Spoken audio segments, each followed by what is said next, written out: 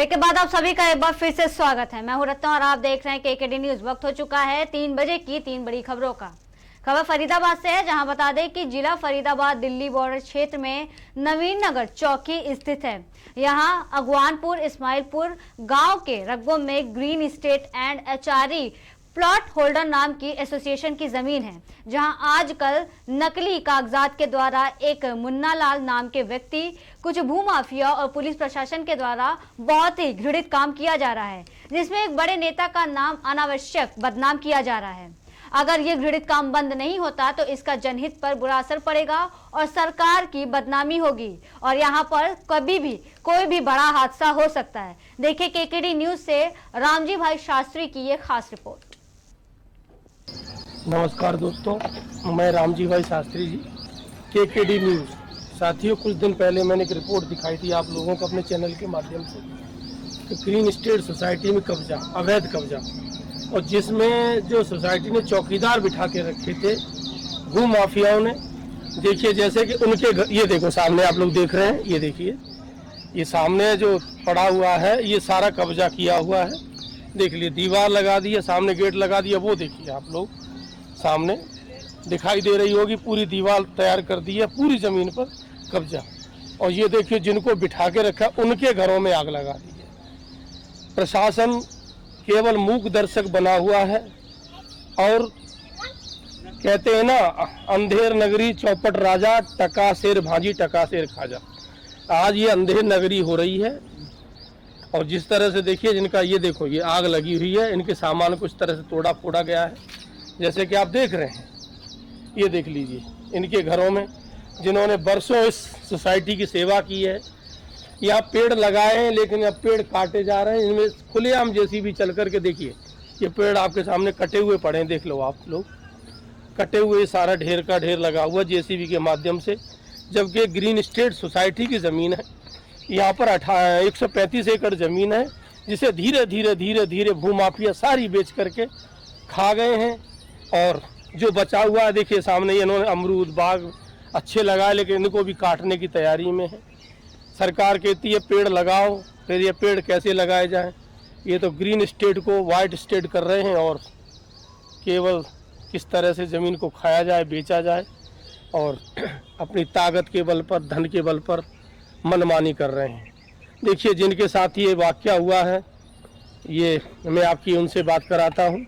आपके घर में आग लगाई है? हाँ जी सर, हमारे घर पे आग लगाई गई है, तोड़ फोड़ करी गई है। ये देखो सारी तोड़ फोड़ हुई पड़ी है और हम सब लेडीज को मारने लगे, मार मार के भगाया यहाँ से और उन्होंने तोड़ फोड़ करी है, आग लगा दी। आपने उनसे मना नहीं किया कि हम इतने पुराने इस जगह के हैं और मैंने इतनी सेवा की है और मुझे सोसाइटी नहीं बिठाया, तब हम यहाँ पर बैठे, फिर आप क्यों ऐसा कर रहे हैं? हमें सोसाइटी वालों ने बिठाया है, 50 साल से बैठाया हुआ है और उन्होंने बोला कि यहाँ तुम बैठो, सब कार्रवाई तुम्हारे हाथ में है, तुम सारी ज़मीन की रखवाली करनी है, किसी को प्लॉट नहीं काटने देना, कुछ नहीं करने देना। तो वो आज हमारे को ही उठा रहे हैं, चौकीदारों को भी। पुलिस ने इसमें कोई कार्रवाई नहीं की? हाँ जी, कोई कार्रवाई नहीं हो रही, हमारी सुनाई नहीं होती। इस थाने में कौन सा थाना लगता है आपका? पल्ला थाना लगता है। पल्ला थाना। चौकी कौन सी लगती है? चौकी नवीन नगर की। अच्छा, ये करने वाले कौन है, कि इनका क्या नाम, जो ये आपको परेशान? मेरे तो पता नहीं कौन है, गुंडे मवाली बहुत आते हैं यहाँ। जो इतनी बड़ी जमीन को, हाँ, उनका नाम क्या है? महाराज जी बता। मेन नाम है, ये भुल्ली अमाना है, अच्छा जी, कैलाश बैसला है, विनोद अमाना है, मुन्ना लाल गुप्ता है। ये इस तरीके से बहुत से सारे आदमी हैं जो इनके साथ में, और अराजकता तक के लोग शामिल होते हैं। अच्छा। जो एकदम गुंडैती पे, बिल्कुल खुली गुंडैती पे तैयार हैं, बिल्कुल किसी की सुनते नहीं हैं, धुनते नहीं हैं। साथ में लेडीजें लाते हैं, जो क्या उनके लिए कहें, हम तो लेडीजों की बहुत इज्जत करते हैं, लेकिन उनके लिए कोई आप शब्द बोले भी तो वो भी गलत है। ऐसे ऐसे लोग आते हैं और जो यहाँ पे बिल्कुल उपद्रव मचाते हैं, एक तरीके से खुला गुंडा राज्य चल रहा है। आपका इस सोसाइटी से क्या संबंध है? सोसाइटी का चौकीदार हूँ मैं, हमेशा से सेवा कर रहा हूँ, आज भी चौकीदार हूँ। जो कि देखरेख कर रहा हूँ। बाकी कोई प्रशासन नहीं और कोई पुलिस चौकी नहीं कुछ सुन रही। पुलिस उल्टे हम ही लोगों को और परेशान इस करती है। सोसाइटी के जो प्रधान संस्थापक है या कोई प्रधान होगा, कोई मुखिया तो होगा, हाँ जी, तो वो कोई कार्रवाई नहीं करते? वो कार्रवाई में लगे हैं, वो ऊपर से कार्रवाई में लगे हुए हैं, लेकिन प्रशासन तो आप लोग जान ही रहे हैं कैसा अब कानूनी कार्रवाई कानूनी तौर तरीके से होगी। अब गुंडैती कार्रवाई तो हम लोगों से हो नहीं पाएगी। जी, जैसे कि आप देख रहे हैं इस जमीन का काफ़ी समय से विवाद है, इस पर स्टे लगी हुई है। ज़मीन में बेचना खरीदना तो छोड़ो, कोई भी किसी भी तरह का निर्माण करना असल अवैध माना गया है। इसके बाद भी इस पर सारा कार्य हो रहा है कानून की धज्जियां उड़ा करके। प्रशासन इसमें कोई कार्य नहीं कर रहा है। और जैसे कि हमारे सामने भैया ने बताया है कि जो यहाँ के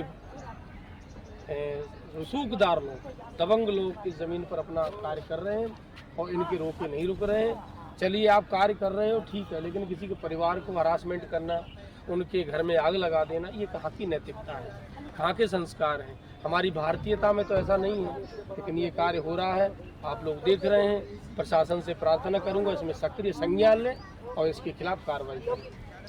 नमस्कार।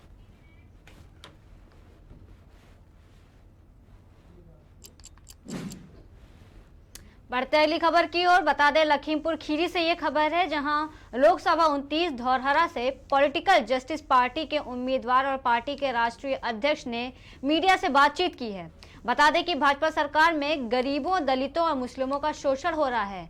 उन्होंने आगे कहा कि पीड़ितों को पुलिस से न्याय नहीं मिल पा रहा है। वहीं भाजपा की सांसद लगातार 2 बार चुनाव जीती है, लेकिन धौरहरा लोकसभा क्षेत्र विकास से लाखों कोस दूर है और क्षेत्र में कोई भी विकास नहीं हुआ है। आपको बता दें कि आने वाले चुनाव में जनता इसका जवाब देगी और चुनाव में पॉलिटिकल जस्टिस पार्टी की बड़ी जीत होगी। देखिए ये खास रिपोर्ट। और आज हम आए हैं राजेश कुमार प्रसाद जी के पास, उनकी पार्टी का नाम है पॉलिटिकल जस्टिस स्टेट पार्टी, और हम कुछ चुनाव को लेकर इनसे कुछ खास बातचीत करेंगे। जी सर, देखिए हमारी पार्टी पॉलिटिकल जस्टिस पार्टी जो है ये 2020 में इसका रजिस्ट्रेशन हुआ था और असम में भी हमने चुनाव लड़ाया अपने चुनाव चिन्ह हेलीकॉप्टर से। इधर अखिलेश जी के साथ 22 में हमारा चुनावी गठबंधन था और लोकल बॉडी के चुनाव हमने पूरे उत्तर प्रदेश में 2023 में जो हुए उसमें हमने 46 जगह अपने कैंडिडेट उतारे थे। अभी मैं इधर लोकसभा धौरहरा की जो सामान्य सीट है उससे मैं खुद चुनाव लड़ रहा हूँ अपनी पार्टी से, और उत्तर प्रदेश में आगरा जो सुरक्षित सीट है यहाँ से वीरेंद्र जोंडवार हैं, उनको हमने कैंडिडेट बनाया पार्टी ने। और फतेहपुर सीकरी से हमारी पार्टी के राष्ट्रीय महासचिव रहे श्री जसवीर सिंह सोनी, उनको पार्टी ने वहाँ से कैंडिडेट घोषित किया है। और सुल्तानपुर सामान्य सीट है लोकसभा की, वहाँ से बबलू चौधरी को जो है लोकसभा का प्रत्याशी घोषित किया गया है। इस तरह से जो चरणबद्ध चुनाव होंगे तो समय समय पर जो प्रत्याशी अभी मंथन हो रहा है तो उनके भी नाम पार्टी घोषित कर देगी। जी सर, जो ये 29 धौरहरा लोकसभा से आपका जो चुनाव लड़ रहे हैं, तो सर कुछ सुनने में आया कि जनता के बीच में आप हमेशा रहते हैं उनकी मदद करने के लिए और सारी चीज़ों के लिए, उनके सुख दुख में आप हमेशा साथ रहते हैं। देखिए ऐसा है ना कि यहाँ 29 लोकसभा धौरहरा है, यहाँ मेरा घर है, पैतृक मेरा आवास यहीं पर है। मुंबई विधानसभा का मैं रहने वाला हूँ जो धौरहरा लोकसभा क्षेत्र में आती है, और यहाँ पर मैं 24 घंटा अपने गांव में ही रहता हूँ। गांव में ही हमारे पूरा परिवार रहता है और क्षेत्र की जनता चाहती है कि हमारा क्षेत्रीय नेता जो हर समय हमारे सुख दुख में भागीदारी बन के हमारे सामने खड़ा होता है। और यहाँ पर जो विशेष तौर पे पुलिस का उत्पीड़न जो होता है ख़ास तौर पे दलितों और मुसलमानों में, तो उस उत्पीड़न को रोकने के लिए हमारी पार्टी हमेशा संघर्ष करती रहती है। यहाँ पे जो कैंडिडेट चुनाव लड़ने के लिए आते हैं, चाहे वो समाजवादी पार्टी के कैंडिडेट रहे हों, वो 10 साल बाद अब चुनाव मैदान में उतरे हैं और 10 साल बाद जनता ने उनका चेहरा देखा है। एक बार 2014 में लड़े थे, अब 24 आ गए, 24 में अब जनता उनका चेहरा देख रही है। दूसरा, बहुजन समाज पार्टी ने जो प्रत्याशी उतारे हैं, कल वो भारतीय जनता पार्टी का दामन थामे हुए थे, बड़े नेता थे भारतीय जनता पार्टी के और ब्राह्मण चेहरे हैं, तो उनको माननीय बहन जी ने यहाँ से प्रत्याशी घोषित किया है। तो मैं जब क्षेत्र की जनता के बीच में जाता हूँ तो मुझे अपार समर्थन विशेष तौर पर दलितों और मुसलमानों को मिल रहा है। निश्चित तौर पर यहाँ पे 29 लोकसभा क्षेत्र धौरहरा से यहाँ की जनता का हमें पूरा आशीर्वाद मिलेगा। मुझे आशा ही नहीं बल्कि पूरा विश्वास है कि यहाँ से मैं निश्चित तौर पर जीत कर लोकसभा के अंदर जाएंगे। सर, आपको लगता है कि आप जो आपके सहित 4 लोग खड़े हैं चुनाव में, तो आपको लगता है कि सर यहाँ की जनता आपको ही चुन रही है?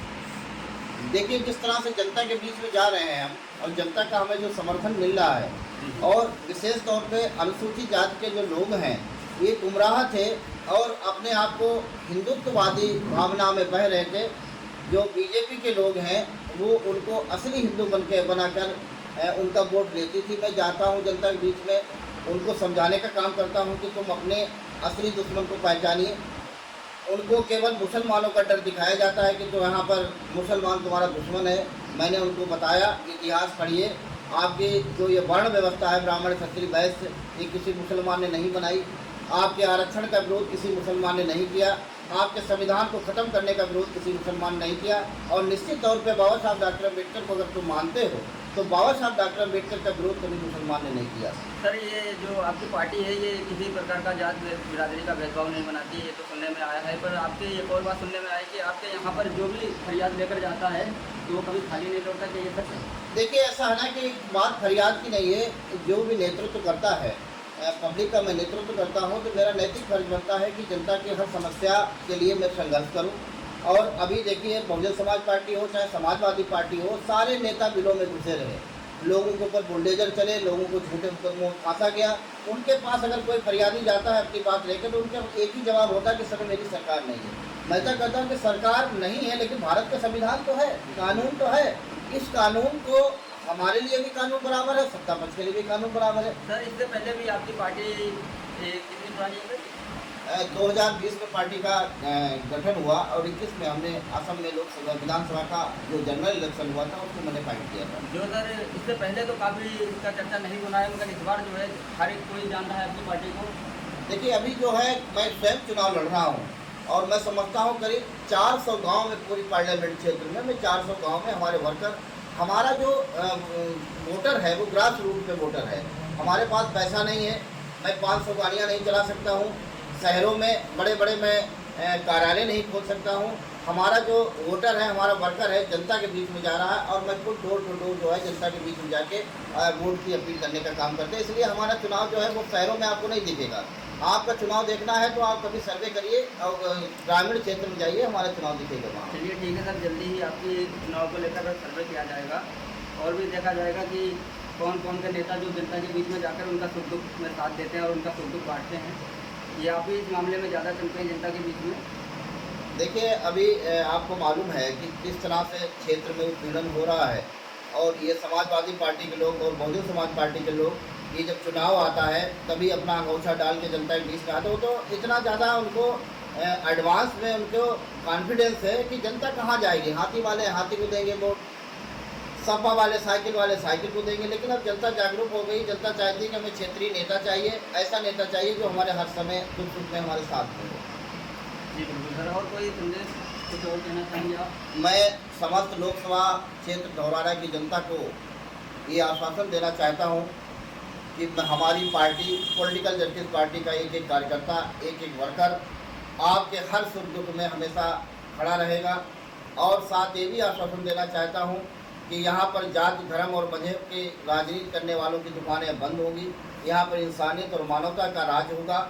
हमारी पूरी लोकसभा में अगर हम कुछ दें चाहे न दें, लेकिन सच्चा इंसान और सच्चा मानव जरूर देंगे। और आज हम आए हैं राजेश